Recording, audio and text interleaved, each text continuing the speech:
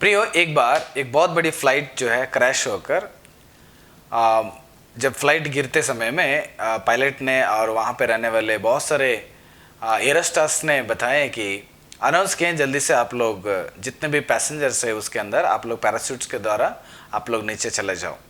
तो जितने भी पैसेंजर्स थे वो सब लोग एयर बलून्स पैराशूट्स के द्वारा वो लोग जंप किए फ्लाइट से। जब जंप करने के बाद कई सारे लोग अलग अलग जगह में क्या कर दिए, वो लैंड होना पड़ा। तो उनके साथ एक व्यक्ति जो है वो समुद्र में गिर पड़ा। समुद्र में जब गिरने के बाद समुद्र के उस जगह में एक छोटा सा द्वीप था और उस बहुत बड़े एक आदमी था, बहुत अमीर आदमी था। उस व्यक्ति उस द्वीप के बीच में रहने वाले लोग जो द्वीप में निवास करते हैं वो लोग क्या कर दिए, उस व्यक्ति को बचा लिए। उस व्यक्ति को बचाकर अपने गांव में लेके गए सब लोग। उस द्वीप में रहने वाले लोग लेके जाके लगभग एक हफ्ता वहां पर रखे उसको। एक हफ्ता होने के बाद इसको होश में आए, बहुत सारे इलाज किए थे वो लोग। होश में आने के बाद उनके साथ एक 2-3 दिन वो और फिर से रहा। ये सब होने के बाद उसको उस द्वीप में रहने वाले लोगों के अंदर एक विषय को देख लिया, उसने एक चीज को देख लिया।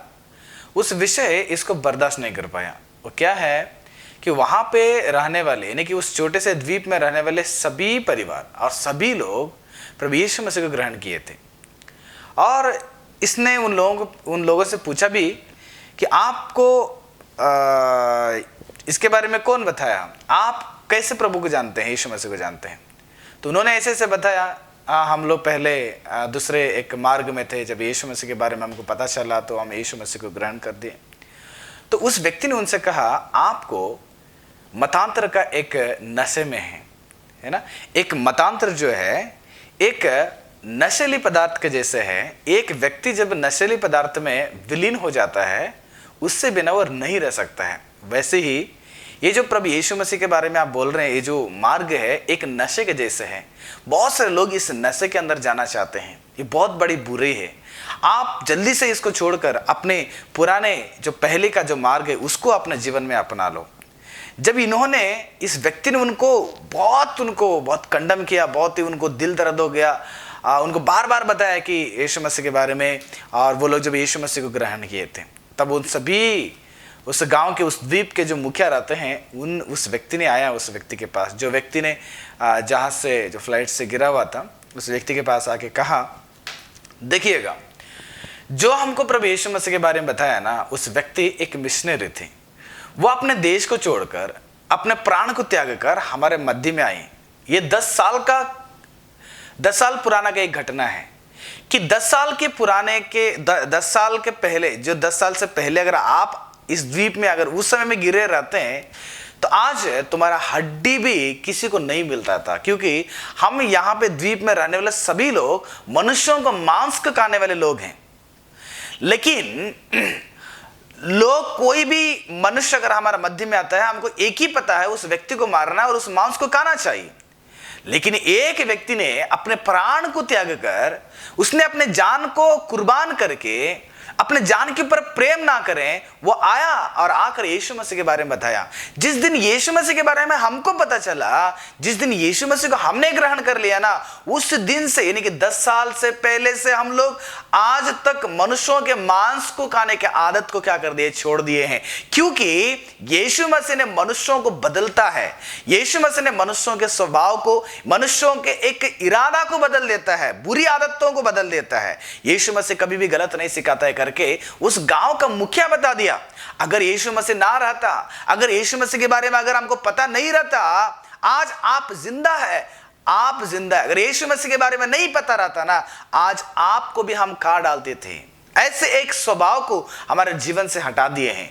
हमारे छोटे छोटे शहर में एक छोटे बाल विवाह करके बच्चों के जीवन को बर्बाद कर देते थे। लेकिन उन्होंने आकर कई सारे ऐसे चीजों को बताए जो मनुष्य के जीवन में बहुत सारे फायदा है। हम कई सारे नशीले पदार्थ को लेते थे यहाँ पर, लेकिन अभी उन सारे आदतों को छोड़कर एक शांति से, प्रेम से, बहुत खुशी से हम जीवन बिता रहे हैं प्रभु यीशु मसीह के लिए। इसलिए प्रियो, बाइबल में एक वचन लिखा गया है, पहला यूहन्ना का उसका 4वां अध्याय उसका 8वां वचन में, जो प्रेम नहीं रखता वह परमेश्वर को नहीं जानता है, क्योंकि परमेश्वर प्रेम है। जिस परमेश्वर के बारे में उन्होंने बताया, उस परमेश्वर प्रेमी परमेश्वर है। और जब यीशु मसीह को हमारे जीवन में अपना लिए तो यीशु मसीह का कैरेक्टर हमारे द्वारा ऐसे रिफ्लेक्ट होने लगा कि हम भी प्रेम के स्वभाव से बन गए हैं। आज हमारे मध्य में कोई भी आएगा, हम उनसे प्रेम करते हैं। आज हम लोग मनुष्य को खाने का आदत को छोड़ चुके हैं। आज हम लोग नशीले पदार्थ को छोड़ चुके हैं। आज हम लोग लड़ाई झगड़ा करने के छोड़ चुके हैं। आज हम लोग जितने भी बुरे आदतें थे वो सब कुछ छोड़ दिए, क्योंकि परमेश्वर ने हमसे प्रेम किया और हमको प्रेम करने की वजह से हमारे पापों के लिए यीशु मसीह ने सूली पे मर गया। मेरे लिए उसने मर गया। ये ऐसे कोई भी चीज हमने नहीं सुना हमारे जीवन में कि मेरे लिए कोई दूसरे मर रहा है।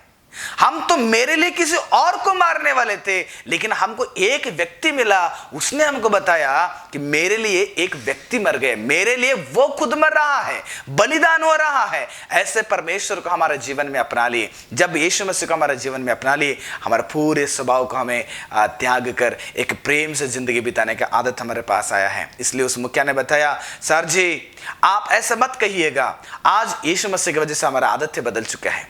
यीशु मसीह की वजह से हम प्रेम को समझ चुके हैं, इसलिए हम आज आपको जिंदा छोड़ रहे हैं। अगर यीशु मसीह ना रहता, यीशु मसीह के बारे में नहीं पता रहता, तो हम आज आपको भी खा लेते थे। प्रिय परमेश्वर के लोगों, यीशु मसीह सच में वो प्रेम करने वाला है।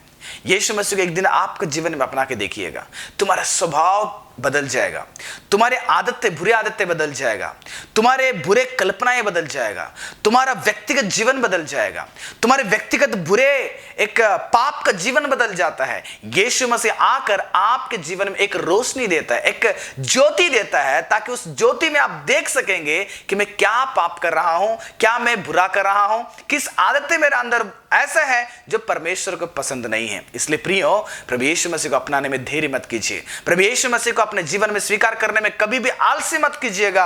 यीशु मसीह को अपनाओ, तुम्हारे जीवन को क्या करना आप लोग बदलिएगा। सच में यीशु मसीह उन द्वीप में रहने वाले लोगों के जैसे तुम्हारे जीवन को भी क्या करेंगे, वो बदलेंगे, क्योंकि परमेश्वर प्रेम का परमेश्वर है।